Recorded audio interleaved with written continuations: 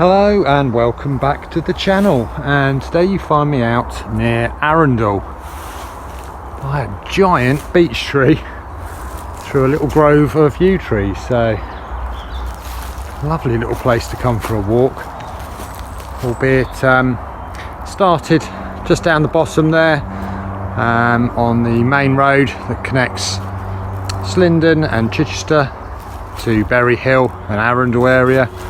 Extremely busy road and extremely busy area.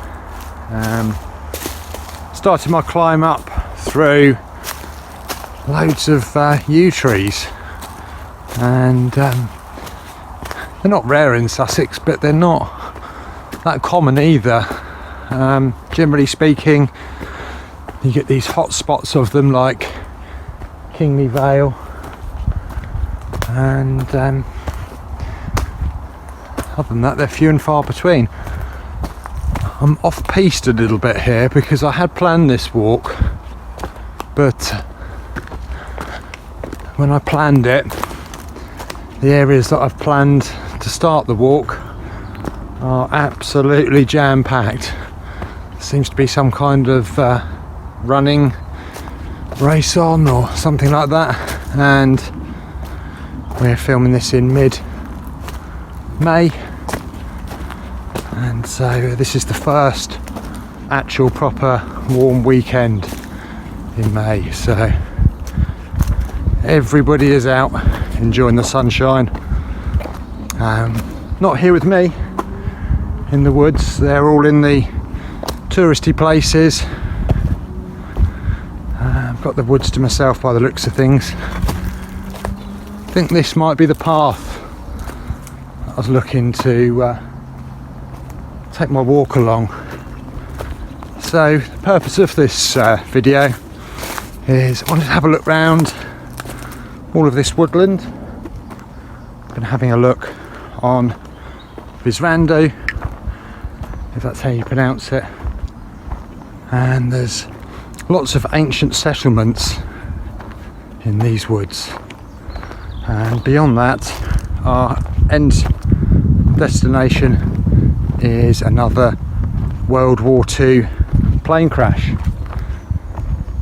Certainly seeing yew trees is a sign that it's very old land, or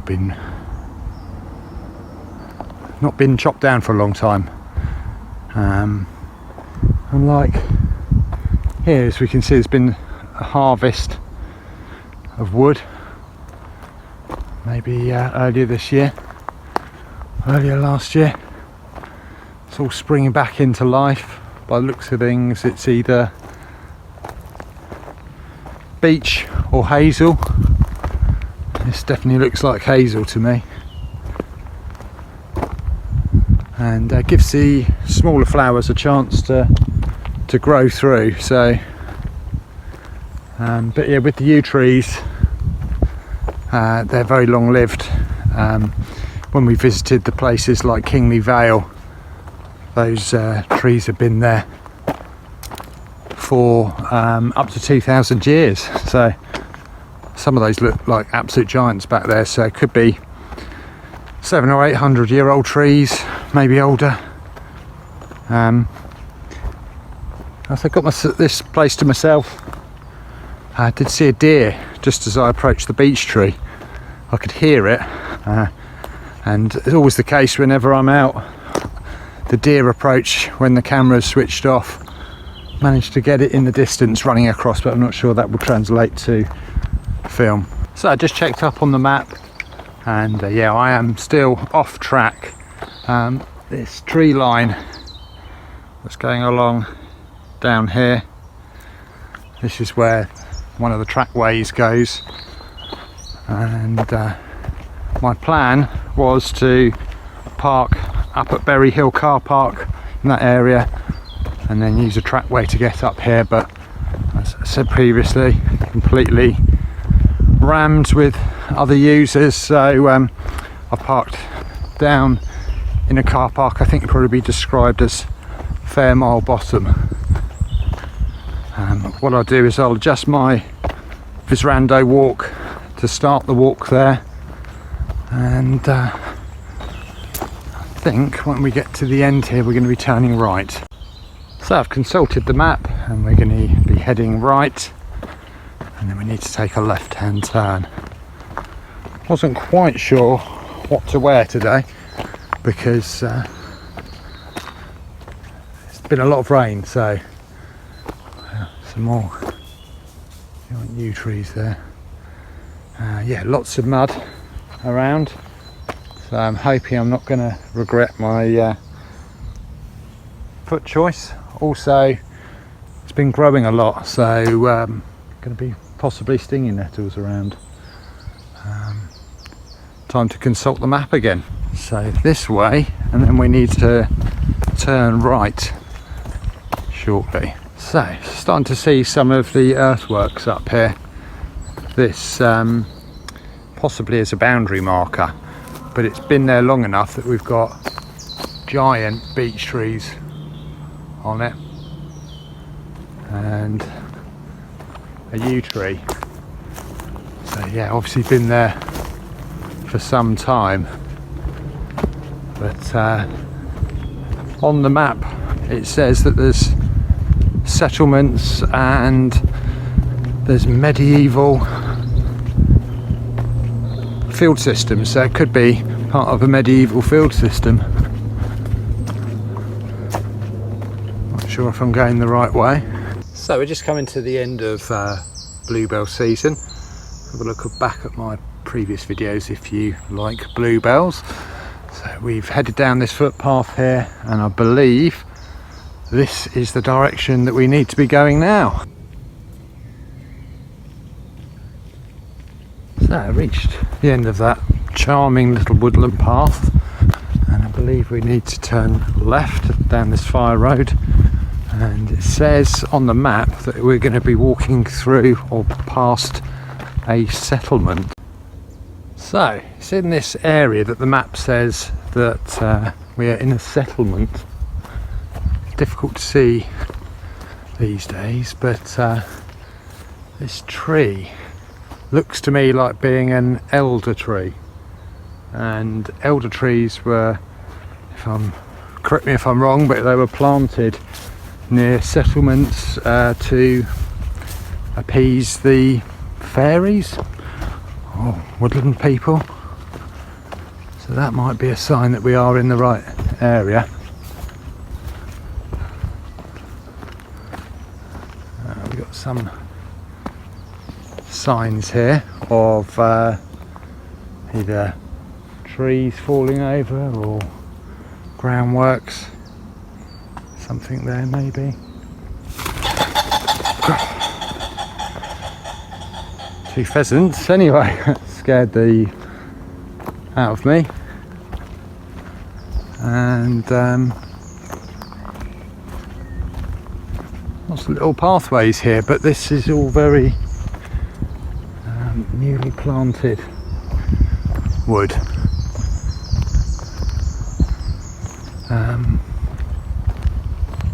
Not quite what I was expecting, but it doesn't describe how big the settlement was. I'm just going to head on down this lovely woodland pathway. So, change my mind. This is called Exploring Sussex because most of the time I don't know actually what I'm doing. I am literally exploring, and I can't see any more of the settlement, but this was my planned route up the hill from Berry Hill. So that's why I wanted to sort of hit this this point on the map, but this has been very managed, this land, so I doubt we are going to see anything more of the prehistoric settlement. So the only thing I can see going back on myself is this ditching here, and it's quite evident here how the ground changes. A lot more almost rubble, absolutely huge flint right there, and actually some old posts there.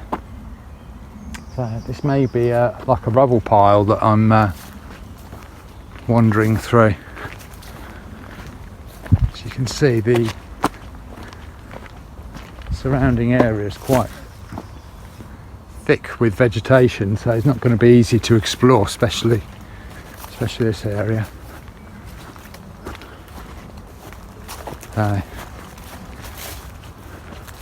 Just comment down below if you know if this is an elder tree.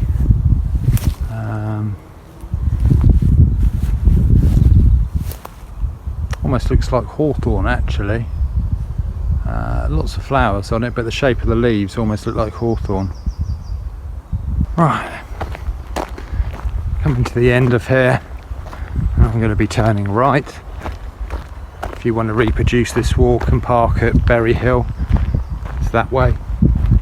Just be mindful that the Berry Hill car park used to be free, but is now been monetised by the Duke of Norfolk and his estate. So, not sure how much it is to park there, but it's always been a very, very popular place for people to go and picnic and access the Houghton Forest. So, strange woodland round here. We've got these very junior trees over to my left. I'm not sure again the type of tree. The odd yew tree dotted around. We've got this, which is some kind of earthwork. I don't know whether it's modern or old. And we're coming up to the junction where we're going to be turning right. Not seeing a single person on this walk, so got the place to myself.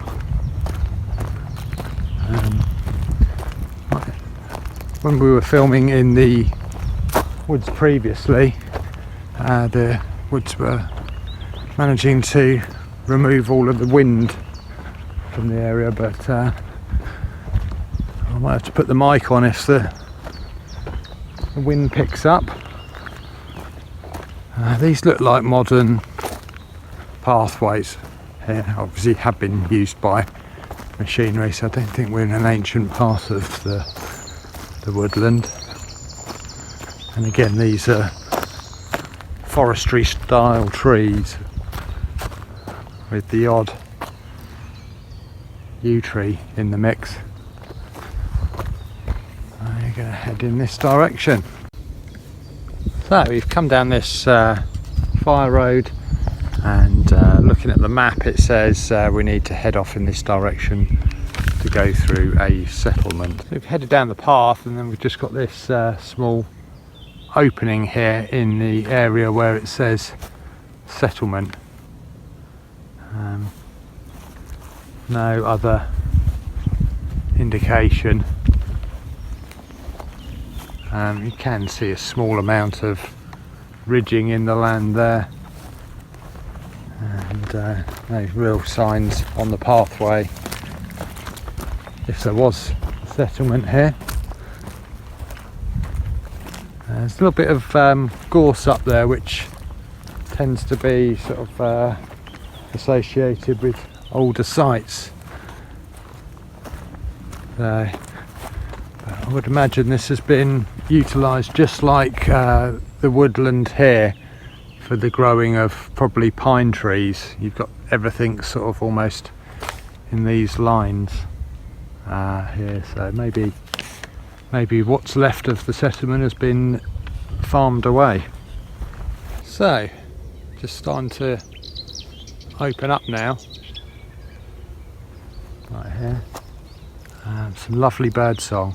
I think what I'm going to do is actually I'm going to stop and pause, and I'll record a bit of bird song, post it up on the Exploring Extra channel if you're interested in bird song. So we've reached the bottom, and checking the maps, we need to be following this footpath. Definitely not going down a pathway travelled by many. Yeah, these woods aren't travelled. often by humans. There's literally stuff scurrying around. Literally everywhere I tread, there's something moving. Another old yew here. Another little yew copse. These always provide an amazing light, don't they? The yew trees.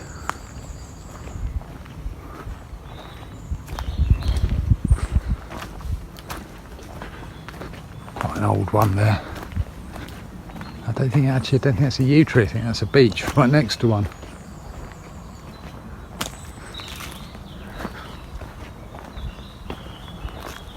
Oh wow! Look at the fungi on this. Wow! Oh, look, even more up there. So not even being foraged by the local wildlife, that one.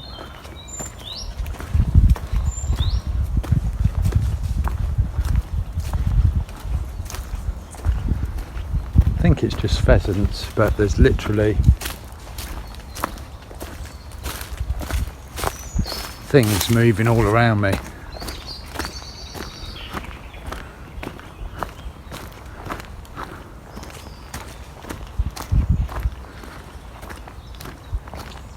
Can't see them.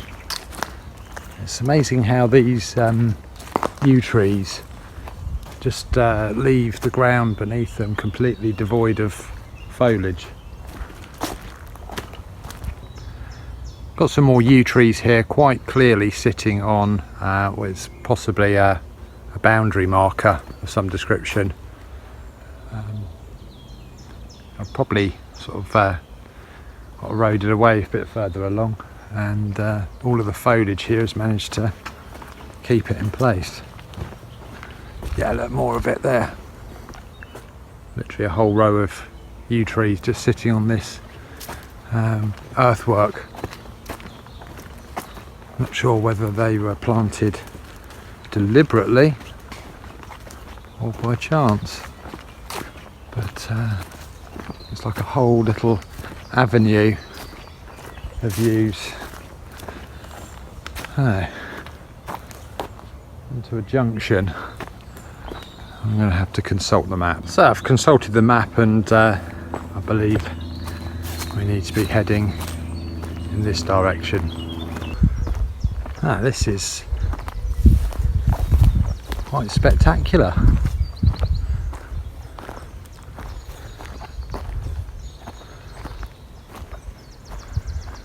It looks like this pathway down here is where we need to be headed to. So I had planned to sort of take a route across the top there, but there doesn't seem to be any kind of footpath, so I've been pushed in this direction. But I was trying to avoid this because we're very close to the main road that goes up to Berry Hill, and it can be extremely noisy. There's a large population of motorcyclists that like to gather up on Berry Hill, and they normally ride their motorbikes with no exhaust on up and down the hill, so yeah, it becomes extremely noisy.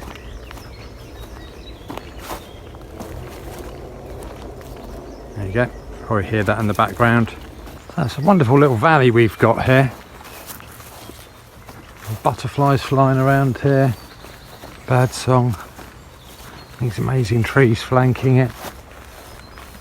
And you can almost imagine either prehistoric or medieval living in this area. I mean, it would be an idyllic, wouldn't it? I mean, imagine if this was your commute rather than the A27. I imagine that's why our stress levels are so high in modern times, because if this was our commute, we definitely wouldn't be so stressed. The more that we walk down this little valley in the hills, almost looks like these trees on my left have been deliberately planted. All seem to be forming an avenue, and I guess the beaches that we've got here, that may be the case. So it turns out I'd been following the wrong path, and my right of way should have been on that path, so apologies for that. If you are repeating my walk, lovely little valley there to see, but unable to be seeing that. So let's make sure we head in the right direction here. So yeah, we are definitely on a public footpath. It's caught my eye, but look at this amazing old bit of brickwork over here in the woods. I would imagine that's one of the boundaries for Arundel Park and Duke of Norfolk's land.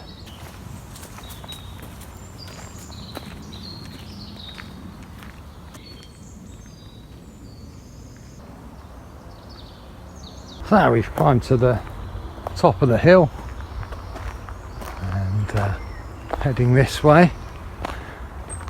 Amazing old flint built cottage there. Lovely location. So another junction, and we're heading this direction into the open sun, and just entering the field system where this air crash happened. So it was 9 o'clock on June the 22nd, 1944, when the farmer's son, aged 10 at the time, John Seller, was getting ready for bed, and he heard a thunderous crash. Got himself together and went to look out, and 300 yards away from the farmhouse, a plane had crashed into the ground, causing 5 craters. Very little smoke apparently coming out, and very little debris around. The next day he went and investigated, but couldn't get too near to the crash site because he could hear ammunition going off underground. 3 of the crew arrived on the scene, and from there we found out that this was the crash of a B24 Liberator heavy bomber. It had flown out of Suffolk and was on a bombing mission near Paris, Versailles area, southwest of Paris, where it received heavy anti-aircraft fire. This had damaged the control structures. Only one of the rudders and the elevator was working. It limped its way back to southern England. There's 10 crewmen on board these bombers, and 7 of the crew bailed out. But the pilot, co-pilot and the flight engineer are located at the front of the plane, and where they would need to bail out is the bomb bay doors, and the bomb bay doors had suffered heavy damage, and they weren't able to escape the plane. Went into a nosedive and hit the ground with quite some force. So the plane was completely buried underground. We know we can identify one of the crew members because the local farmer, John Seller's dog, the next day brought back part of one of the crewmen's body with a bracelet on it, and so we know that he was in that accident. The other 2 crew members were completely buried, and these scenes were quite distressing to the local population in World War II. So the protocol was that if this happened, was to bury the plane in its entirety as quickly as possible, so people didn't notice that this sort of thing had gone on. It wasn't until the lockdowns that excavations started to repatriate the bodies back to the USA, and excavations happened and the plane was dug out. Parts of the plane can be seen now in Arundel Museum if you're interested. Hello mummy cow, hello baby cows. It's very hot out here today, maybe you should grab some shade. So I've got a cult following here. all of the cows seem to want to follow me along this little footpath. Guys, if you could just like and subscribe the video, just use your little horn there to do that, and help push this video out to a bigger audience on YouTube. So from what I can work out, the crash site was either in this field or in that field. No signs of it today, and to be honest, straight after the crash had happened, apparently in the World War II, if a plane did crash, the locals would try and bury the plane as quickly as possible, especially if there was a fatality involved in that plane crash. So the story is that the plane crashed roughly 300 metres from Park Farm, and that's Park Farm over there, and I'm pretty sure it's in this particular field. When I look at photos, they seem to be digging up a line, and it might be that sort of line over there. I'll insert some pictures here so you can see what I'm talking about, but it's very hard to get a perspective. I have put the drone up, and I'll just insert some drone footage so you can see from the air, get a perspective there. But this is private property, and although I'm able to launch from a public footpath and can fly over private property, you know, I'm quite exposed out here, so I don't want to have an angry farmer on me. So hope you've enjoyed this video. I'm going to carry on my walk down this way, and that will form a second video. If you're here just for the plane crashes, thank you very much for watching, and if you could like and subscribe, it will help share this content and the memory of these pilots across YouTube. And if you're here for the tumuli and the ancient woodland, then hop on to the next video, and I'll see you in that one. Thanks for watching.